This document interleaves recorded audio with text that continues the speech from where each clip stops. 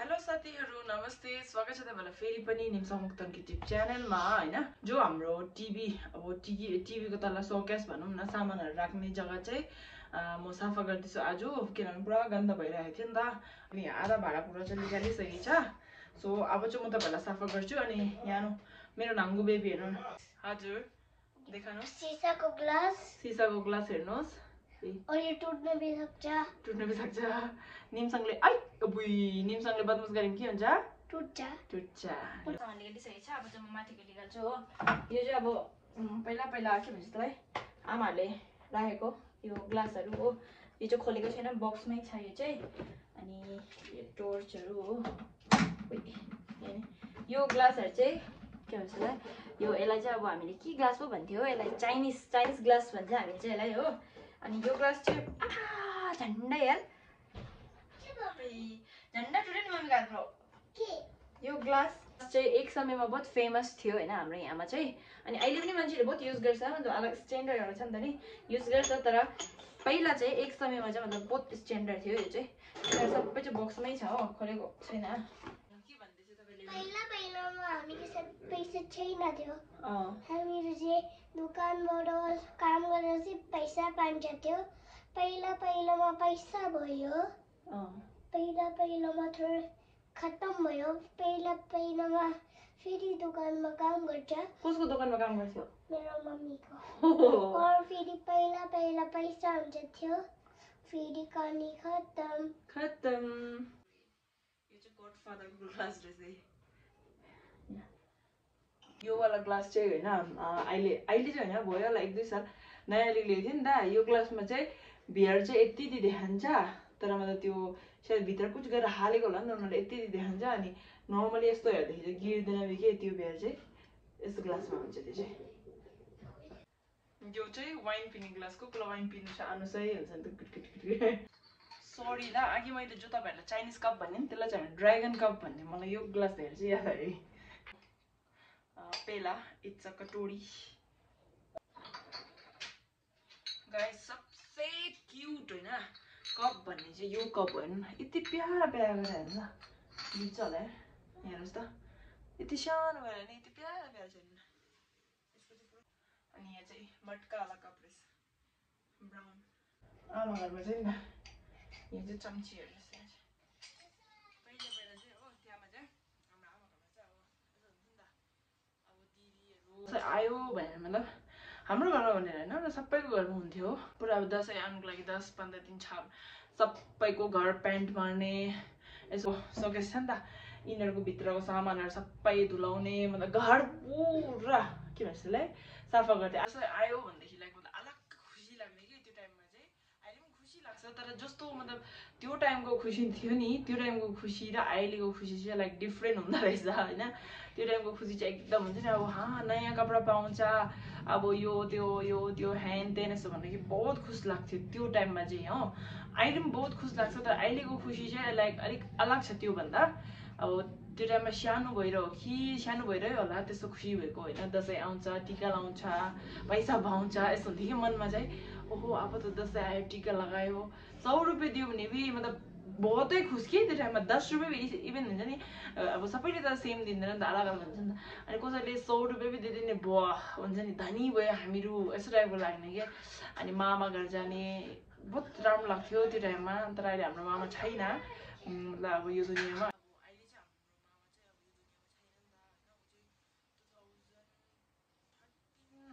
कतिमा खसेको थियो ऊ चाहिँ हो त्यतिखेर चाहिँ अब त्यतिखेर चाहिँ हामी सानो थियौँ अनि त्यतिखेर के मतलब पनि भएन मलाई चाहिँ अब सबैलाई भयो कि थाहा छैन तर मलाई चाहिँ अब त्यो टाइममा के मतलब थिएन अब मर्यो त मर्यो यस्तो टाइपको थियो मेरो लागि चाहिँ तर अब जति ठुलो हुँदै गयो हाम्रो माइन्डसेट अब त्यति ठुलो हुँदै जाँदो रहेछ नि त अनि त्यो टाइममा चाहिँ अब त्यो टाइममा त के भन्नु अब त्यसको पछि के मतलब पछि त्योभन्दा पनि बादमा मतलब रियलाइज हुँदै जाँदो रहेछ कि मतलब यस्तो भइहाल्यो यस्तो घटना भइहाल्यो भने चाहिँ अब मतलब कोही छैन अब परिवारको हुन्छ नि एउटा कोही छैन त मतलब कस्तो फिल हुँदो रहेछ मतलब पछि ठुलो हुँदै गएपछि आफूले बुझ्ने भएपछि चाहिँ मतलब अटोमेटिकली भइहाल्दो रहेछ मतलब अब चलो यो दुनियाँमा छैन मामा अटोमेटिकली दुःख लाग्दो रहेछ हैन अनि त्यो टाइममा चाहिँ मलाई चाहिँ यस्तो थियो हामी चाहिँ खाना खाँदै थियौँ लिटरली मतलब हामी चाहिँ बेलुका यस्तै बेलुका होला बेलुकातिर थियो होला कि कति बजीतिर थियो होला हामी चाहिँ सबैजना फ्यामिली बसेर त्यो टाइममा ठिकै मासु पकाएको थियो अनि मासु पकाएर अब झन् म चाहिँ पुरा मासु गयो नि त एकदम भोगी भनौँ न अब होइन त्यस्तो आएको छ नि त म चाहिँ अनि सबैले खायो मलाई पनि खाँदै थियो अनि कराईमा मैले चाहिँ हो पुरा मासु मोलेर खाँदै थियो अन्त अब त्यो टाइममा मलाई चाहिँ अब फिल नभएको नि त त्यो टाइममा पुरा कराईमा मोलेर मासु खाँदै थियो अनि अब दादालाई सानो दादा मेरो बिलाल भन्ने दादा छ नि त उसलाई फोन आयो अनि यसो भयो मामा त यसो भयो भनेर फोन आयो सायद बेलुकै थियो होला कि मलाई बेलुकै थियो जस्तो लाग्यो यति याद पनि छैन अलिक म कराईमा चाहिँ मासु भात खाँदै थियो मलाई त्यति चाहिँ याद छ अन्त यसो भयो भनेर उनीहरू त अब खानापिना छोडिदियो उनीहरूले चाहिँ अब झन् मासु खाँदै थियो भनेर उनीहरूलाई अलग्ग लाग्यो भने सबैले छोडिदियो तर मैले चाहिँ छोडेन मैले चाहिँ कन्टिन्युसली खायो त्यो फिनिस पनि गऱ्यो होइन अनि आमाहरू राति गयो त्यहाँबाट त्यो रातभरि बसेर भोलिपल्ट बिहान हुनेखेरि आयो यस्तो टाइपको भयो अब त्यस्तै भयो अब राई हो नि त हाम्रो मामाहरू चाहिँ राईहरूको चाहिँ फेरि 3 दिनमा अब सबै कामहरू सक्दो रहेछ हो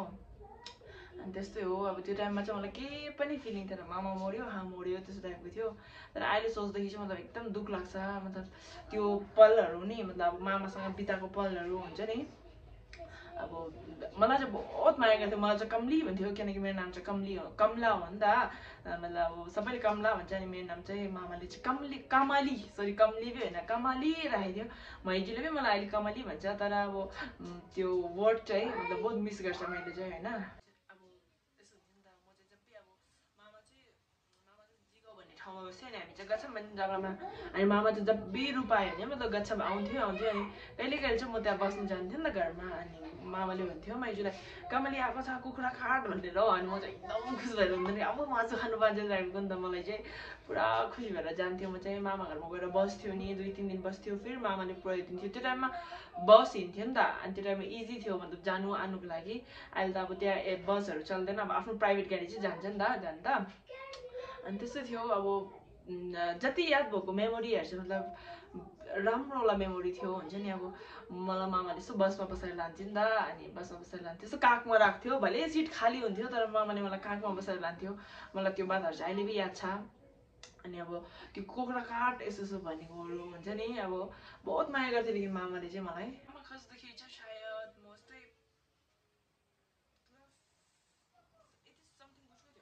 मलाई यति एक्ज्याक्टली चाहिँ थाहा छैन तर अहिले चाहिँ भयो सायद मामा खसेको 8-10 वर्ष त बेसी भयो हो ऊ चाहिँ मार्चमा खसेको थियो त्यो टाइममा हाम्रो यहाँ चाहिँ मार्चमा चाहिँ पुरा ठुलो वाङ हुन्छ नि त छिलिबममा अनि त्यो टाइममा छिलिबम वाङमा चाहिँ अब वाङ थाप्नु आएको थियो नि त मामा उसको किस्मत पनि थियो होला होइन अब जब तक न्यु पान्दैन तब तक मर्दैन भन्छ अनि त्यस्तै अब ऊ के भन्छ त्यसलाई उयो गर्न आएको थियो वाङ थाप्नु आएको थियो नि त वाङ थाप्नु आउँदाखेरि अनि अब माइजूहरू दादाहरू अनि मेरो दिदीहरू चाहिँ वाङ थापेर गयो अनि मामाले चाहिँ जाँदै गर्नु भन्यो यस्तो टाइपको मतलब कुछ भन्दै थियो भन्यो अरे अनि त्यहाँ मामा चाहिँ पछि मतलब घर आउँदै आएन अनि के भयो भनेर जान्दाखेरि चाहिँ त्यो टाइममा मामा खसेको चाहिँ थिएन रहेछ पुरा पानी पर्छ नि त्यो वाङको टाइममा चाहिँ अनि एउटा यस्तो घरको छतको त्यहाँमा चाहिँ ओत लागेर बसेको थियो यस्तो भनेर त्यहाँबाट ऊ बिमार भएर मतलब त्यहाँबाट खस्यो त्यहाँबाट चाहिँ हो अलिक 2-3 दिनमा यस्तोमा कुछमा खसेको थियो हो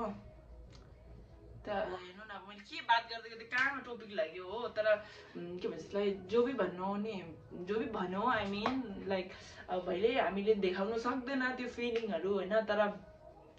मलाई चाहिँ मामालाई बहुत ज्यादै मिस गर्छ होइन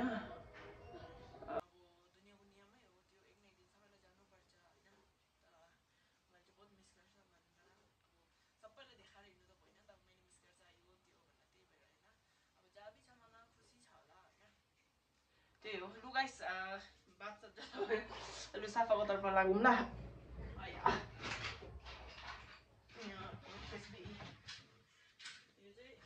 ठुलो छ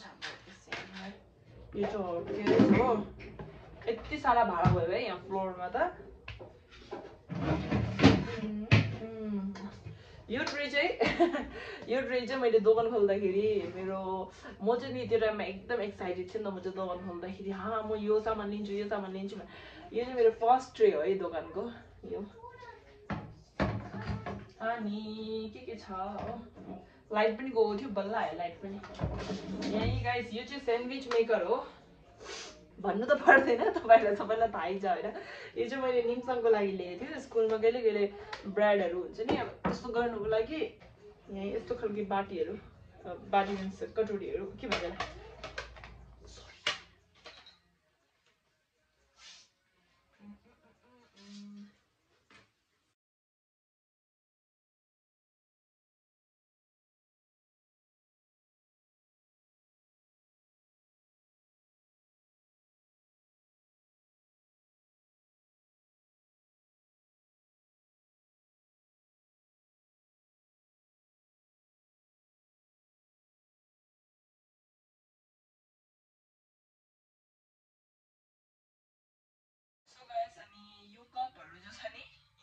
पहिला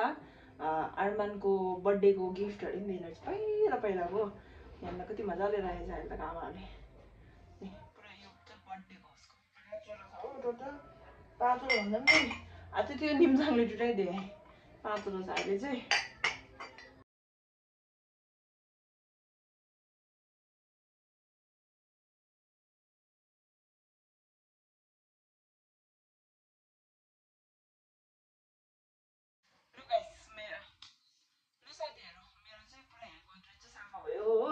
यहाँ चाहिँ हल्का कलिन मार्नु पर्थ्यो तर कलिन इज फिनिस बादमा लिएर म मार्छु हो